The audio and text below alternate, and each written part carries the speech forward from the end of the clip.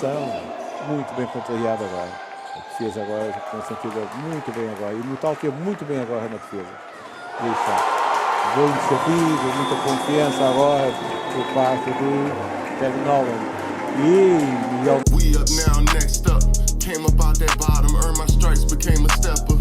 Had to raise the bar, now the bar exceeds the effort. I ain't come up with a silver spoon, had to show my hand young. Graduated. How you doing, good people? It's your boy Fox. Welcome to the We Up Now Network, where we focus on live entertainment, interviews, and IRL content to increase the 2% of black professionals in the gaming industry. With me today, I have the GOAT himself, none other than Terry Nolans Jr. How you doing, good brother? Man, I'm doing blessed, brother. I appreciate you for having me. Yeah, I see you got that red hat on. That's exclusive content right there. Not everybody get a chance to wear the red hat. Yeah, man. Members only, man. Exclusive. So we can start there. Tell us about your relationship with We Up Now Gaming. Yeah, so I'm a gamer and content creator with We Up Now Gaming. Me and you have met through mutual friends Shannon Brown and Arquan Bush. One night we hopped on, we was playing Warzone, and you got the vault, man. You can vouch for it. We had at least 10 dubs that night. But really struck out to me was the conversations that we had. You were sharing to me what We Up Now Gaming was about, your mission, and like how you were impacting the community. And man, like right away, I fell in love with the idea because, coming up, you never see somebody like us really helping the black community with gaming and pushing that narrative forward. So man, right then and there, we resonated, and then we ain't looked back since. I definitely got that night in the vault. We had more than 10 wins. Shout out to Arquan Bush. Shout out to Shannon Brown. We were hooping that night. So what was the first game that made you realize you were really a gamer? I would say the first game that really got me hooked on gaming was San Andreas on a PS2. Man, we was in my my granny crib. A lot of us, my cousin JoJo, cousin Dominic, me and my mom and pops. But JoJo, he just got a PS2, and that was the first game he popped in, man. So I fell in love with GTA, and then shortly after that, the PS2 they had like The Matrix. I fell in love with that game, Blitz, NBA Street, and then when the PS3 came out, man, that's when like all the Call of Duties like really started to get big. And the first Call of Duty that I started getting into was Call of Duty 4. Man, I started to get into like the competitive sniping scene a little bit. And then that translated into Modern Warfare 2, man. And then from there, that's where I really took off with the game and I knew I could be good at it. I was actually ranked number 1 in quickscoping in the comp community for Modern Warfare 2. So like that's why it really sparked everything for me. So you were well known in the Call of Duty scene for quickscoping. But that wasn't the only sport you were playing. Fast forward to 2022, people actually know you for playing basketball. So talk to us a little bit about how both basketball and gaming played a role growing up in the city of Baltimore. Man, playing basketball and playing gaming was huge for my development because, when you come from Baltimore, a place like Baltimore, the streets is right there, literally. So if you're not occupying your mind, it's easy to get caught into that life. So for me, if I'm not playing basketball, I'm playing a game. And if I'm not playing a game, I'm playing basketball. Like they were in tandem for me because like I had to really focus on something other than the negativity. So it sounds like gaming was an outlet for you. Yeah, and I definitely was therapeutic, especially like if I'm having a stressed out day, man, I could just go to Call of Duty, go play one of my favorite games, just take my mind off of like the stress, man. Like it definitely helped me with coming up. So you're playing Call of Duty at a high level, right? And you're playing basketball at a high level. What were some of those key moments in basketball that you knew that you can play at that next level? I would say my sophomore year, I got invited to a Pangos camp. And at that camp, man, I was just getting buckets, doing the right plays. Dunked on the kid too. The cameras was out, they recorded it, had a nice little highlight tape. And that jump, it blew up, man. And, I was getting offers. I was getting scholarships. At the time, George Mason was my first offer at that time. And just having that confidence at a young age, it showed me that I really could, do something with this basketball thing if I really put my mind to it. So that just transferred and carried on all the way throughout high school. And then going to my junior year of high school, I think I really blew up. I think I had ended the summer with about 32 offers. Trimmed that down before my birthday because I wanted to really focus on my senior high school season. So I had committed on my birthday, September 10th, to University of Chattanooga. And went throughout the whole high school season, still committed, still going to Chattanooga, season that ended. We made it to both championships, lost in the championships, but season ended. And then in about May, which is the month before, you usually report for summer school, I found out on Twitter that my college coach, he's actually leaving and going to UMass. Man, he don't even tell me firsthand. So find that out, man, and immediately, like, I wouldn't want to go to the school no more. I don't even know the new coach, man. There's just a lot going on. I'm young, so all them offers, man, out the window because I already committed. So open up my recruitment, and once I open it up, I have 3 offers: Georgetown, George Mason, and George Washington. My first pick, I really wanted to go to Georgetown. That was my dream school, but they wanted me to redshirt a year, and I was trying to hoop right away, man. So George Washington, they told me that they had a shooting guard spot opening up. They didn't guarantee it was mine, but they told me, it's there. If you work for it, if you fight for it, you're going to get it. And I believe that, so I went there, committed to George Washington University. Freshman year, I definitely earned that spot. We were okay, middle of the pack type team in the A-10. I really followed the leader of my boy Yuta Watanabe. He's the second Japanese player ever in the NBA. He taught me the ropes, taught me like how to really play at this level, things to look out for, defensive tricks, like little things like that. So he left. That was his senior year. Going into our sophomore year, I'm thinking that it's going to be my turn. I'm just learning from the vets right now, soaking up all the energy, soaking up all the information and knowledge, ready to just pour it out. Come season time, man, it's a whole totally different picture than what I imagined for myself. But I stuck with it throughout the whole year. We really weren't that good. I think we finished 9-24. But throughout that whole time, man, like my mental just wasn't right. Me and the coach wasn't buttoned. The coaches and like the players, it was a big divide, and you just felt like the toxicity in the atmosphere every day. So it just wore on me. And I was battling depression at that time because of it. And that's what led me to open up my recruitment and go to Bradley. So it was a toxic environment. You talked about dealing with depression. What were some of the things that you were doing at that time to help deal with everything that was going on? So for me, depression was really within. Like, I remember right after the season had ended, I think for about 2 weeks, I didn't go to class. I didn't do nothing. I didn't even leave my crib, man. All I really did was just play the game. Like, that was the only thing that really got me through. But, I talked to my parents, and they were there for me. They comforted me. They guided me. And nobody really knows this, but at that time, I really wanted to just be done with basketball. Like, that's how toxic it was. That's how much it was weighing on my heart. But they convinced me, to stay in it, keep pushing through. There's always a light at the end of the tunnel. And so what I did really was that during that time, I was just really inclined, God was telling me to just get out the house, get out and do something. So that's when I really started to kind of take care of my body.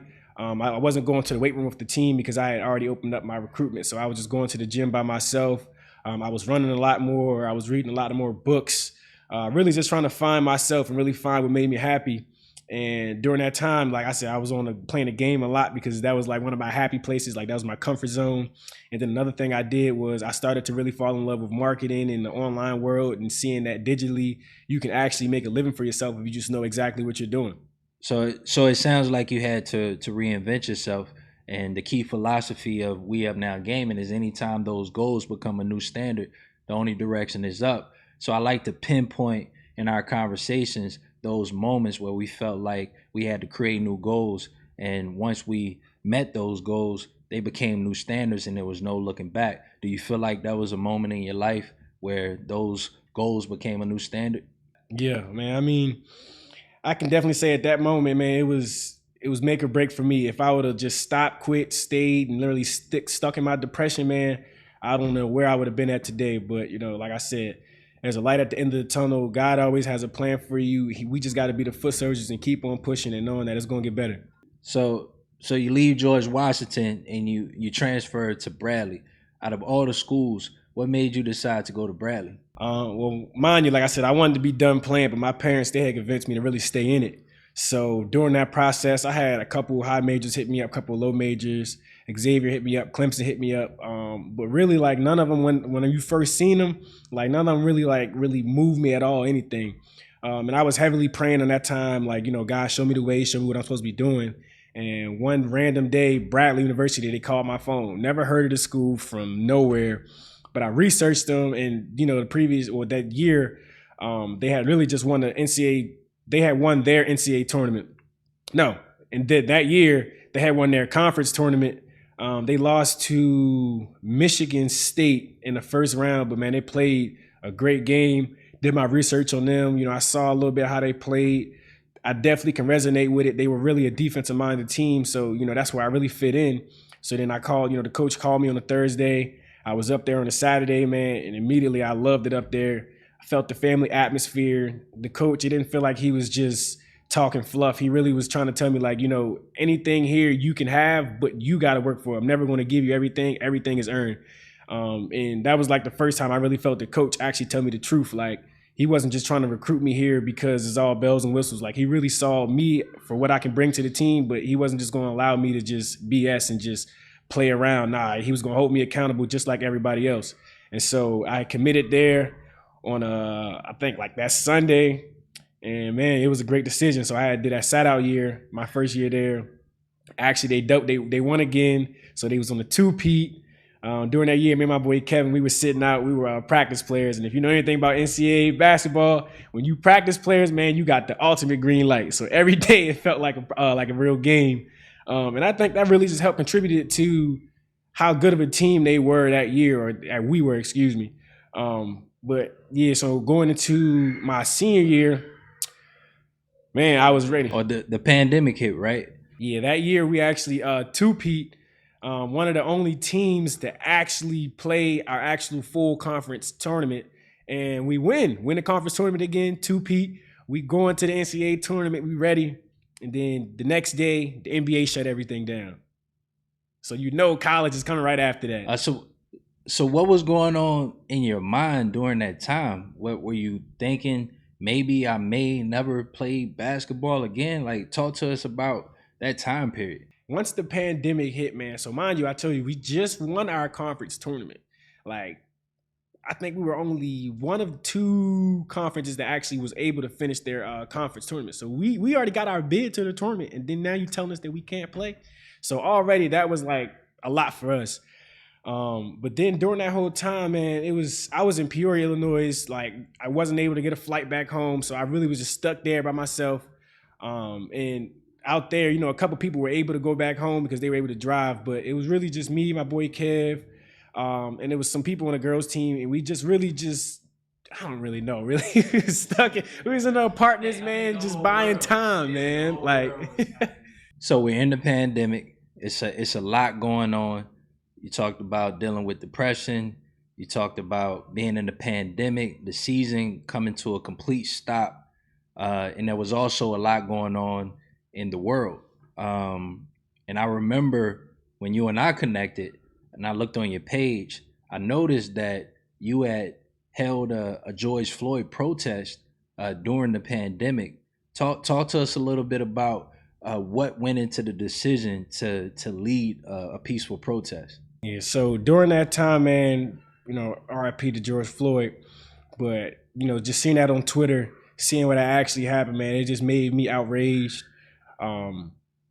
And for once, I really felt as though I had a platform and I had to use my own platform. I had to really use my voice to spread the word of our people and our movement. And that's what I seen a lot of people on Twitter was doing. I seen that they were holding these peaceful protests where they were walking, then they would get to a central location and then speak to the masses. And, God really just inclined me to do the same thing. So I had got with a couple of my teammates, told them the idea. They were behind me. We went to the coaches, told them the idea. They were behind me. And, we just put it out there that this is something that we're about to do. The coach really let me have like the reins, me and my partner of the girls' men's basketball team at the time, Mari Petrie. Me and us, we kind of was like the four founders of it. And, we had, I think it was a good turnout. About 250 people had showed up. We had walked from our gym to where we actually played at our stadium. So it was about a mile walk. Throughout the whole mile, we're just walking, giving encouragement, saying, Black Lives Matter, chants, all that good stuff. And then when we got to our central location, I gave my speech, she gave her speech. But the whole message of the speech was, man, that we really just got to educate ourselves. And if we really want change, it got to start within. We got to know who to get out of office, know what laws to vote for. But it really just stemmed from, we just got to educate ourselves to get these people out of positions of power. So switching gears a little bit, while you were at Bradley, if I'm correct in my timeline, you did meet your better half, Sharia Byers, correct? We had met previously before actually like connected on like a relationship level. because I had played basketball with her brother, probably 8 under, 9 under. So we had kind of knew each other, especially being in Baltimore. You know everybody a little bit. So it was into the pandemic. I saw her on the gram. I saw how she's looking slid up. She already fell for me, so it was cool. And then I had flew her up there, flew her right before the George Floyd incident, and she had saw what I was about, saw what I was doing. And she, I think that really like locked her in for life. not attract her mind first.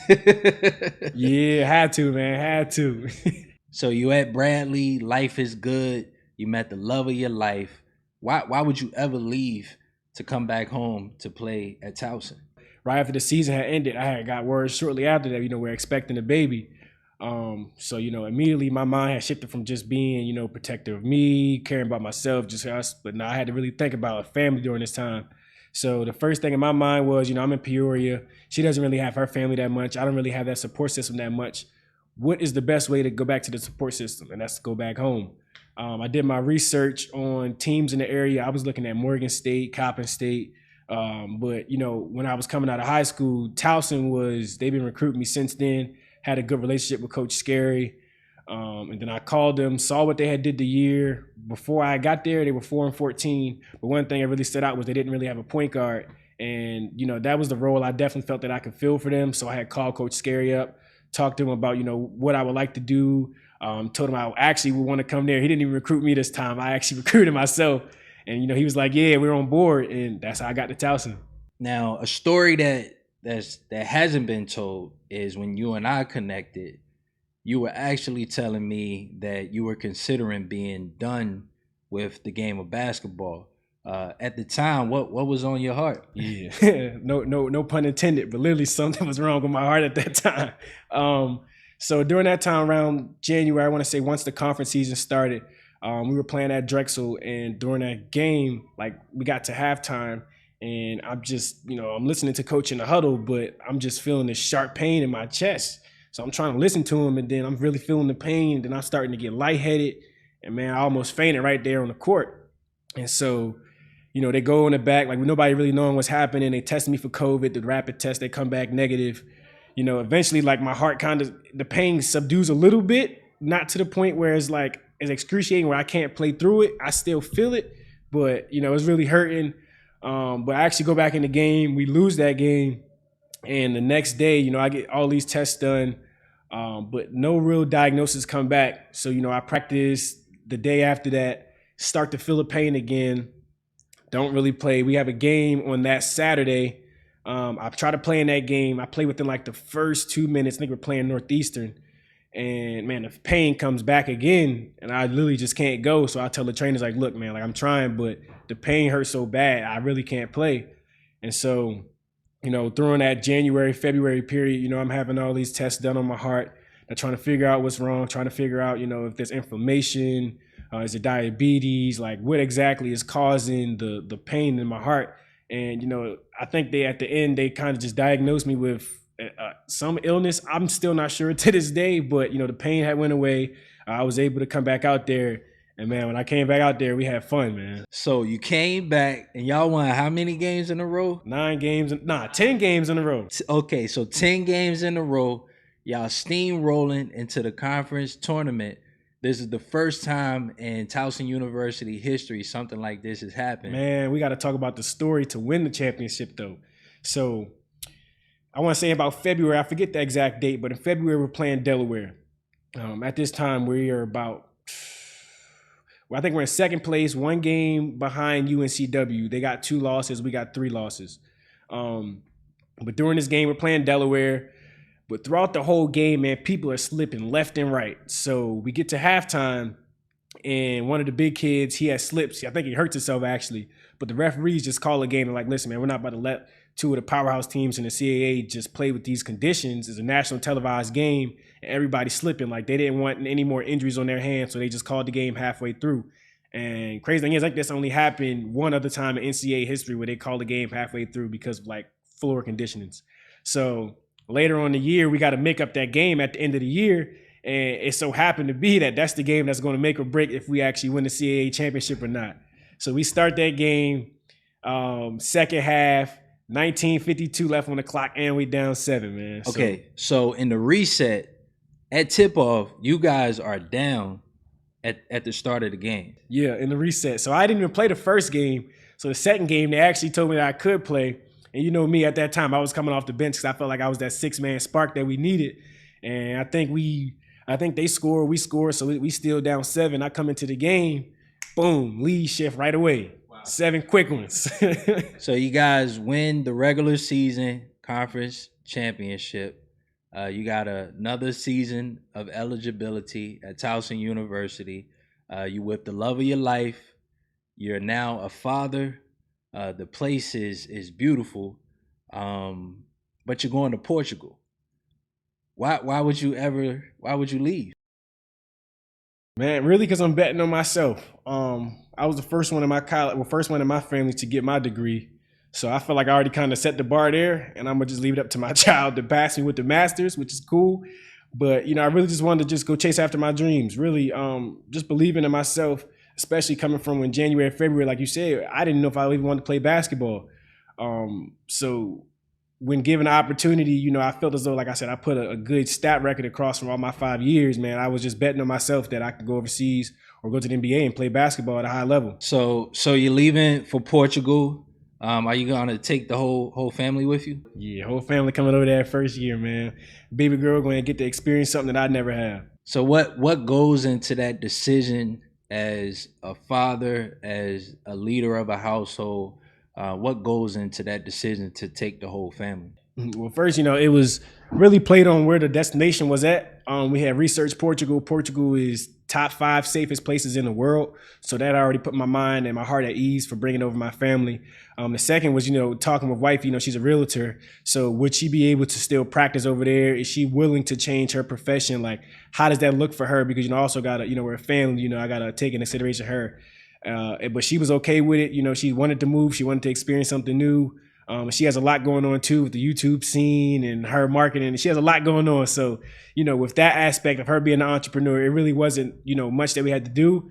But really just went to the decision was, 1, is it a safe place? 2, is it going to be good for my baby? Is it going to be good for the wifey? And 3, I am just like a family man. I would love to have my family with me, especially as I'm chasing my dreams. I need that support system day in, day out, because, that's what really fuels me and really keeps me drawn. So it sounds like going back to George Washington and your decision to bet on yourself, that you've been elevating in life, from the peaceful protests to the depression that you said you dealt with, to being a new father, going through the pandemic. I mean, you had to deal with a lot in a short period of time, making the decisions to transfer. Like, you were really betting on yourself, but it sounds like it's been up since then. Yes, sir. Always be up, man. Always. You gotta go from goal to goal. Like, people think when you manifest your goals is, okay, I got a goal, I set it out, and then I accomplish it. Nah, it's everything in between, man. Like, that is the whole purpose of really crushing your goals, is really just putting your mind forth and saying, yeah, I can do it. I really know that I can do it. I'm betting on myself, and whatever it is I have to do, I'm just going to do it. And there it is. Anytime those goals become the new standards, the only direction is up. We up now, next up. Came up out that bottom, earned my stripes, became a stepper. Had to raise the bar, now the bar exceeds your effort. I ain't come up